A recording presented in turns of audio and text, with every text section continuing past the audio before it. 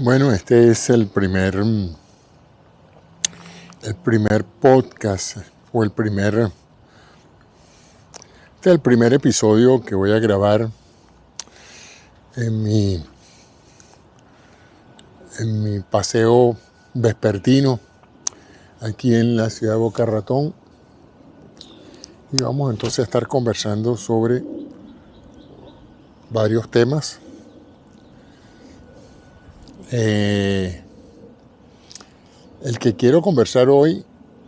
tiene que ver con mi visión futura del cuidado de la salud. Y en ese sentido, pues, estuve imaginándome anoche cómo sería la atención médica de aquí a 10 años.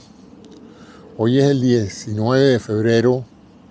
del 2023. Entonces traté de imaginarme el 19 de febrero del 2033 y de especular un poco sobre cómo sería la interacción de los pacientes con un servicio de salud de aquí a 10 años. Con los avances que se están realizando en el área de inteligencia artificial, no es desproporcionado decir que primariamente el contacto de un paciente con un servicio de salud va a ser a través de un interrogatorio con un sistema de inteligencia artificial. Una suerte de ChatGPT que va a procurar toda la información de síntomas y signos de antecedentes familiares, antecedentes personales, que va a utilizar la inteligencia artificial para elaborar un dossier, un protocolo de fundamento para sacar conclusiones probabilísticas, estadísticas, sobre lo que pueda estar aconteciendo con el paciente. Esto producto de este interrogatorio sistemático y bastante exhaustivo, que puede durar minutos, horas, hasta días, no tiene que ser realizado en un solo acto. De esa manera, pues, la inteligencia artificial va a acumular una serie de datos y conjeturas basados no solamente en la experiencia con ese paciente, sino en las experiencias con muchos otros pacientes que reflejen problemas, síntomas, signos similares, ¿no? Es posible también que para ese entonces, en virtud de que muchas de las personas que van a hacer consulta tengan una huella digital extensa de más de 10 años en redes sociales como Facebook, como Instagram, más toda la información que Google haya acumulado sobre los sitios que se han visitado, las vacunas que se han puesto, los tratamientos que se han realizado, las prescripciones que han ordenado en el pasado. Es muy probable, pues, que toda esta información sea interrogada por este agente de inteligencia artificial, de manera de que la base de conocimientos sobre lo que pueda o no estar enfrentando el paciente va a ser realmente sustancial, ¿no? Como nunca podría hacerlo un médico normal. O sea, es poco probable que un agente real, una persona de verdad, pueda en un momento dado sentarse horas y horas a hablar con un paciente acumulando datos sobre su familia, sus antecedentes personales, o pueda leer la vasta cantidad de información que plataformas como Google y como otras que han venido recolectando datos de esa persona por años, puedan en un momento dado ser usadas para establecer una base de probabilidades de los problemas de salud que esa persona pueda estar experimentando en ese momento o que pueda experimentar en el futuro, ¿no? De tal manera de que eso es una de las consideraciones que yo creo que va a ser bastante factible en poco tiempo, ¿no? Que es la integración de todos esos protocolos de datos de manera de que puedan ser utilizados no solamente en el caso individual de un paciente para establecer su problemática de salud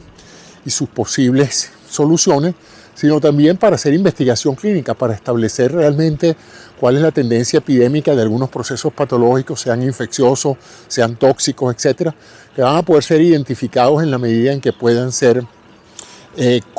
correlacionados con miles de datos similares con una plataforma similar. Eso hace posible, pues, un inmenso potencial de mayor certidumbre. Recuerden que muchos de los errores médicos son producto de cosas que se pasan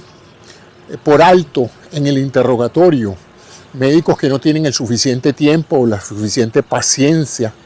para hacer una correlación sobre lo que el paciente está aportando, o no tienen suficiente acceso a antecedentes interesantes. No es poco frecuente situaciones como doctores planteándose un problema vesicular en un paciente que fue operado hace años de vesícula, o pacientes que están pensando en una trombosis venosa de la pierna derecha cuando el paciente fue amputado hace 3 años. Son situaciones que parecen cómicas, pero que en realidad revelan que los errores médicos son más comunes de lo que la gente cree. Errores por omisión, producto de la inmensa cantidad de datos que un médico tiene que manejar. En el pasado los datos que manejaba un médico no eran tan complejos, pero hoy por hoy la gama de datos, tanto analógicos como digitales, que un médico tiene que estimar, datos numéricos o datos textuales, declaraciones, opiniones, etcétera, son todas elementos importantes que hasta ahora se han procesado en el cerebro del doctor, del médico, pero que evidentemente están modulados por una serie de factores humanos, ¿no? Como es la fatiga, el cansancio, la falta de experiencia, la falta de conocimiento. No todos los médicos, por más que se hayan graduado con altas notas y por más que hayan tenido excelente actualización de todas las tendencias, saben todo. Y de tal manera, pues, que ese es uno de los más grandes problemas de estandarizar el servicio de salud o los sistemas de salud, que algunos médicos son muy buenos, otros son muy malos, y el promedio, pues, varía dependiendo del país y de las regulaciones que haya. Pero también son seres humanos con muchas falencias que en un momento dado pueden afectar su toma de decisiones o su visión sobre un particular diagnóstico o tratamiento. Entonces, eso tiene que ver básicamente con lo que en menos de 10 años, yo creo, va a ser el tratamiento básico, ¿no?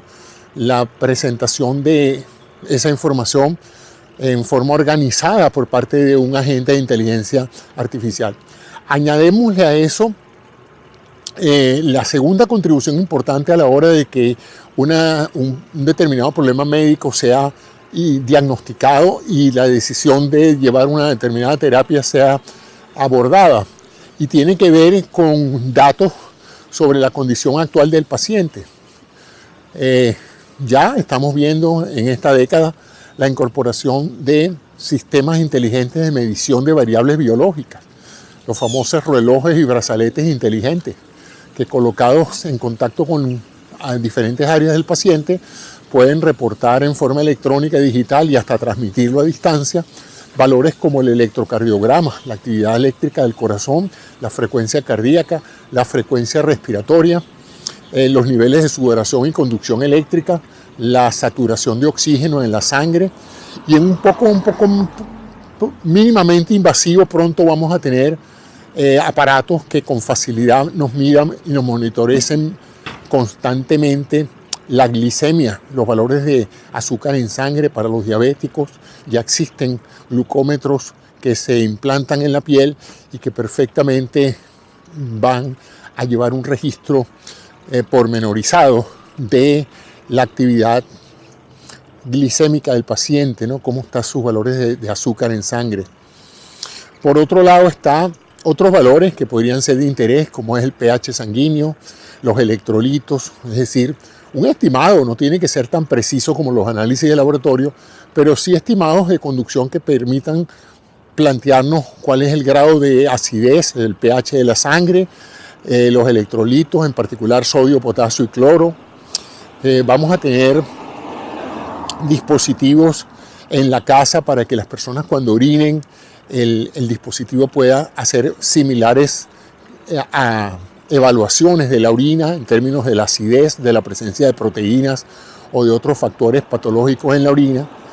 Además está decir, pues la temperatura corporal también en diferentes momentos del día. Toda esa información va a ser cotejada con la base de información que les mencioné antes para elaborar lo que sería la presencia de un examen, digamos, en el momento en que unos síntomas o signos aparezcan, ¿no? Adicionalmente a esta evaluación de los síntomas y signos de una enfermedad, estaría el elemento del orden de exámenes de diagnóstico por imágenes. Estos son estudios como la tomografía o la resonancia magnética, que nos podrían en un momento dado, el ultrasonido también, nos podrían en un momento dado dar información adicional que probablemente sea evaluada no solo por un radiólogo, por un experto en diagnóstico médico por imágenes, sino también evaluada de una manera con inteligencia artificial, buscando patrones, identificando áreas de interés y estableciendo la probabilidad de que haya hallazgos que sugieran una u otra patología. Toda esta información puede hacerse prácticamente antes de que ningún ser humano médico pueda revisarla. Es decir, la inteligencia artificial estaría acopiando toda esta información de antecedentes, historia médica, valores de laboratorio, lo que llamamos signos vitales, y además de eso, pues los exámenes de diagnóstico por imágenes nos darían pues una evaluación bastante comprensiva, de manera que cuando el paciente vaya a la atención médica como tal, mucho de lo que es el contacto con el médico se reduzca básicamente a que el médico ya tenga frente a él, antes de entrar en contacto con el paciente, una idea bastante general y aproximada de tres cosas. Primero, los diagnósticos diferenciales que ese paciente pueda tener, es decir, de sus síntomas y sus signos, cuáles son los más probables alteraciones que el paciente tenga y las debidas recomendaciones de estudios adicionales que sean necesarios practicar para confirmar el diagnóstico. De igual manera, los esquemas terapéuticos sean preliminares con la idea de atender al paciente en forma sintomática o bien sea ya más definitivo con propuestas de resolución, bien sea terapéutica o farmacoterapéutica o quirúrgica, ¿no? O sea que el paciente en realidad entraría en contacto con un médico como una suerte de legado histórico de haber dicho fui a ver al médico, pero en realidad el médico va probablemente a rehacer y a verse en cierta forma obligado a ordenar todo lo que la inteligencia artificial le está diciendo o recomendando, pues por una razón muy sencilla, ¿no? De no hacerlo, él está corriendo el riesgo de que ante un problema médico legal le pregunte el juez por qué usted no siguió la inteligencia artificial, porque usted insistió en pensar en base a su experiencia, que es en estos casos sumamente limitada, ¿no? Entonces va a haber pocos médicos que se atrevan a contradecir a la inteligencia artificial en relación con esto, a menos que sean unos especialistas sumamente preparados y dispuestos a defender su planteamiento ante una corte de justicia. De lo contrario, lo más probable es que el médico simplemente ratifique lo que la inteligencia artificial sugiere y eso va a ser la atención médica en el futuro. Es decir, me viene a mi cabeza, en el año 79 vine yo a los Estados Unidos a estudiar ingeniería biomédica. Yo tengo un PhD en esa especialidad y soy médico especialista en diagnóstico por imágenes. Y con el tiempo, esta exposición a ambas tecnologías, la tecnología informática y la tecnología radiográfica o imagenológica, me ha permitido entender que los días del acto médico tradicional están contados. Ya muchas personas, muchos médicos tradicionales, asumiendo que no tengan la tecnología, si no tienen la tecnología, pues van a tener que resolver problemas a la antigua, ¿no? Haciendo su examen físico y haciendo una pila de conjeturas y tratando de utilizar los recursos existentes. Pero ciertamente en las sociedades más avanzadas en ese sentido de recursos médicos, va a ser posible pues, que el médico sea en muchos aspectos sustituido por toda una tecnología no solamente de inteligencia artificial para efectos de diagnóstico y sugerencias de tratamiento y hasta seguimiento, sino también en la tecnología quirúrgica, a raíz de que también la robótica quirúrgica ha venido dando pasos agigantados en relación con su eficacia, ¿no? Más ahora que los robots no solamente actúan como conductores de los procesos quirúrgicos, sino que los robots tienen la capacidad también de visualizar las estructuras que están operando y sacar conclusiones sobre las mejores alternativas de abordaje, de resolución de complicaciones y de identificación de problemas, ¿no? Entonces, eso va a venir, no sé qué tan rápido venga, es probable que en la próxima década ya veamos los preámbulos de eso. Así es que yo sí creo que una vez se va a cumplir lo que mi primera clase de computación médica decía: el médico que tenga miedo de ser sustituido por una computadora merece ser sustituido por una computadora. En esa época interpreté esa frase como que si todo lo que ofrece un médico es esencialmente el récipe con un diagnóstico y un tratamiento específico y no aborda el aspecto humano de la relación con el paciente, pues evidentemente sí va a ser sustituido por una computadora, que lo que la computadora no va a sustituir nunca va a ser la empatía, la comprensión, el afecto, el sentido de preocupación y de contacto humano que el acto médico siempre ha tenido, desde los principios médicos, de los viejos curanderos hasta los más modernos cirujanos actuales. Uno de los aspectos más bellos del acto médico es ese contacto entre dos seres humanos, uno padeciendo la enfermedad y el otro en capacidad de ayudarlo. Y eso pues ha sido hasta ahora lo que ha llevado a muchas personas con vocación a estudiar muchísimo, a formarse, a desarrollar habilidades extraordinarias para atender a otros seres humanos en condiciones de problemas médicos. Sin embargo, es una realidad que la tecnología pues está superando en efectividad los logros humanos. Las computadoras diagnósticas hoy por hoy superan en promedio en la capacidad de diagnóstica de los médicos,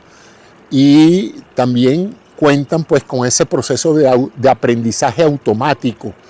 Ellas pueden evaluar lo que no funciona e inmediatamente tratar de buscar formas nuevas de hacer las cosas para mejorar la calidad de la atención médica e inmediatamente comunicar eso a todos los otros sistemas, de manera que hay una actualización. Lo que aprende una unidad de estas de inteligencia artificial médica inmediatamente se comunica con las otras y todas se actualizan casi de inmediato, a diferencia pues de los procesos en la medicina tradicional, que a veces toman años en que una tecnología se valide, se documente y se extienda a todos los que la practican. O sea que yo sí veo que en los próximos 10 años vamos a tener una medicina muy diferente a la que practicamos nosotros,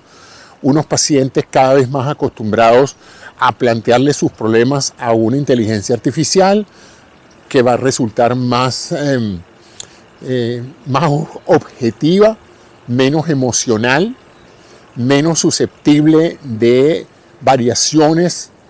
y de sesgos derivados de muchos otros factores típicamente humanos. Es posible también que haya sesgos en la inteligencia artificial, pero estos van a ser rápidamente documentados y corregidos, cosa difícil de hacer en los humanos, que una vez que tienen cierto tipo de patrones de análisis y de interpretación son difíciles de cambiar. Los algoritmos son simplemente más modificables y reparables que la conducta humana. En otro sentido, pues, es difícil predecir, porque para nosotros los pacientes que hemos sido beneficiados de un excelente contacto con médicos, que disfrutamos conversar con ellos, que disfrutamos vernos sanados con sus decisiones terapéuticas y conductas y con su atención empática ante nuestros problemas, nos cuesta creer que nosotros nos podamos adaptar a hablar con una máquina, con una entidad que no está sintiendo nada en relación a lo que nosotros estamos planteando, que no tiene ningún sentido de humanidad ante lo que está diciendo o proponiendo, pero eso somos nosotros, esa es nuestra generación, nosotros crecimos con esa experiencia, pero el futuro es no de nosotros, el futuro es de los que van a nacer, y los que van a nacer ya están experimentando ese contacto con agentes de inteligencia artificial que no tienen eso. Y vean, por ejemplo, yo recuerdo hace muchos años, cuando yo llegué a Nueva York, estaban instalando los primeros cajeros electrónicos. Y en Nueva York hay días que hace muchísimo frío, ¿no? Y por supuesto, mucha gente se preguntaba si eso iba a tener éxito, si la gente cuando fuera a sacar dinero de un banco iba a hacer una cola en la parte de afuera del edificio donde hace mucho frío para interactuar con un cajero electrónico, un robot de distribuir dinero, y en vez de entrar al banco al calor y a la amabilidad de los cajeros que iban a reconocer tu nombre y a conversar un momentico contigo mientras contaban los billetes que querías retirar del banco, ¿no? Y se pensaba eso, pues que nadie iba a realmente a cambiar un cajero humano por un cajero electrónico. Bueno, vean ustedes cómo cambió eso. Y eso que ya están desapareciendo los cajeros electrónicos, porque ya ni siquiera queremos recibir el dinero como tal y tocarlo. Simplemente pagamos con dispositivos electrónicos y ya incluso pues la interacción física con el dinero se acabó. Entonces el mundo va cambiando y los próximos sistemas de salud serán indudablemente altamente tecnológicos. Yo vi ese proceso desarrollarse en la década de los 70, cuando empezaron a introducirse las primeras computadoras personales. Yo fui pionero en la adopción de eso en mi crecimiento educacional, y sin duda ya yo veía una computadora en las manos de cada médico, una computadora en todas partes del hospital, y en esa época la gente no me lo creía, la gente pensaba que yo estaba simplemente soñando y que en realidad no tenía justificación el uso de la computadora en una entidad hospitalaria llena de carpetas, llenas de papeles, y donde los médicos pasaban horas escribiendo y escribiendo los datos que tenían que ver con el paciente. Bueno, pues fíjense, si ustedes entran hoy a una computadora, a un hospital, pues se van a sorprender de la cantidad de aparatos electrónicos que hay, desde computadoras, monitores, aparatos de telemetría, telecomunicaciones, monitores por todas partes, pantallas, y pronto, a raíz de esta adopción del Apple Vision, vamos a ver a una cantidad de personas en el sector salud utilizando estas gafas electrónicas, estos lentes, estos goggles que se dice en inglés, que van a determinantemente ofrecer a la gente la posibilidad de ver por dónde andan y de a la vez tener una enorme cantidad de datos necesarios para la toma de decisiones. Pero lo que va a gobernar todo ese proceso va a ser la inteligencia artificial. Así es que con esto no quiero que quede la sensación de que el futuro va a ser negativo en términos de el acercamiento humano hacia la salud. Lo que sí va a ser es más efectivo. Se van a reducir los errores médicos por falta de información o de educación, y evidentemente pues es muy probable que simplemente la gente prefiera ser atendido en una forma objetiva, sin emocionalidad alguna, por una máquina que va a identificar claramente la naturaleza del problema, prescribir las medicinas adecuadas, darle seguimiento a todo esto, monitorizarte desde tu casa. Va a reducirse sustancialmente el número de hospitalizaciones y la necesidad de hospitales gigantescos, y la cirugía va a ser más estandarizada en base a una serie de técnicas robóticas. Siempre va a haber la necesidad del factor humano, siempre va a haber la necesidad de investigadores, científicos creativos que puedan en un momento dado crear nuevas cosas, ¿no? Pero esa práctica rudimentaria, ese seguimiento tradicional de enfermedades crónicas como la diabetes, la artritis, los procesos de todo tipo asociados, inclusive la salud mental, va a ser altamente, dependiente de la eficacia de los algoritmos. Ya hay muchas instituciones de salud entrenando estas inteligencias artificiales de manera de que se validen todos los modelos de lenguaje médico que se necesitan para que las decisiones sean lo más efectivas posible, se minimicen las alucinaciones de la inteligencia artificial y podamos entonces estar en un marco de mayor seguridad. Y eventualmente la estadística va a ser brutal. Se va a demostrar que aunque las máquinas también se equivocan menos que los seres humanos. Va a pasar un poco lo que va eventualmente a pasar también con la conducción de vehículos, ¿no? Que a pesar de que por ahora los vehículos no parecieran estar en capacidad de manejar independientemente, en pocos años va a ser muy difícil justificar que un ser humano tome un volante porque los sistemas de inteligencia que permitan a los carros autoconducirse en ambientes controlados va a reducir sustancialmente las 80.000 vidas que solamente en los Estados Unidos cada año se pierden por accidentes de tránsito derivados de fallas humanas. Así es que eso es una realidad. Vamos a tener que hacer grandes adaptaciones en el mercado de trabajo y en la economía que va a tener que absorber a una inmensa cantidad de gente que no va a encontrar trabajos tradicionales y basta ver cuáles van a ser esas nuevas profesiones que se van a crear, esos nuevos empleos y dónde la gente se va a entrenar para poder ocupar un nivel social que permita mantener una viabilidad económica, ¿no? Eso es una de las cosas que ya se ha venido manteniendo aquellas personas preocupadas porque la tasa de incremento en la oferta de nuevos empleos no compense la pérdida de empleos tradicionales por la introducción tanto de la inteligencia artificial como de la robótica. Así que bueno, ese era el tema de hoy. Seguiré haciendo estos programas mientras pedaleo aquí y hago un poco de actividad física. Hasta el momento siempre he hecho programas sentado en mi escritorio y eso no ayuda a mi sistema circulatorio. Así es que por ahora voy a adoptar este modelo. Ustedes déjenme saber si les llama la atención escucharme montado en esta bicicleta, si el sonido es adecuado, si la imagen es adecuada y si les gusta este formato o si prefieren que les hable desde mi escritorio, déjenmelo saber en los comentarios de este video. Si les pareció interesante estas conjeturas que he hecho sobre el futuro de la medicina,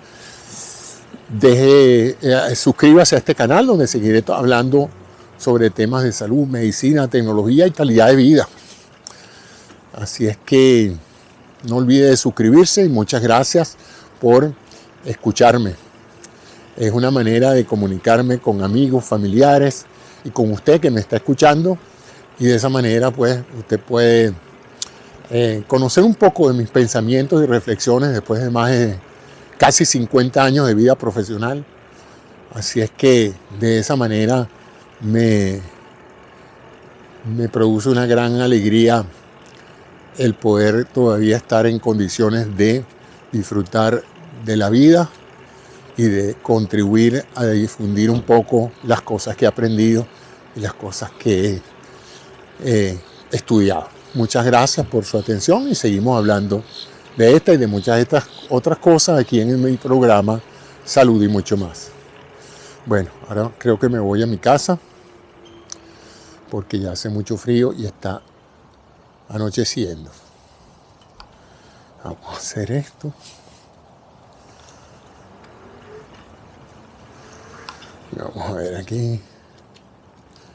qué tal han quedado esta grabación. Hoy estoy usando otra cámara. Estoy usando la DJI Osmo. Vamos a ver cómo quedó esto.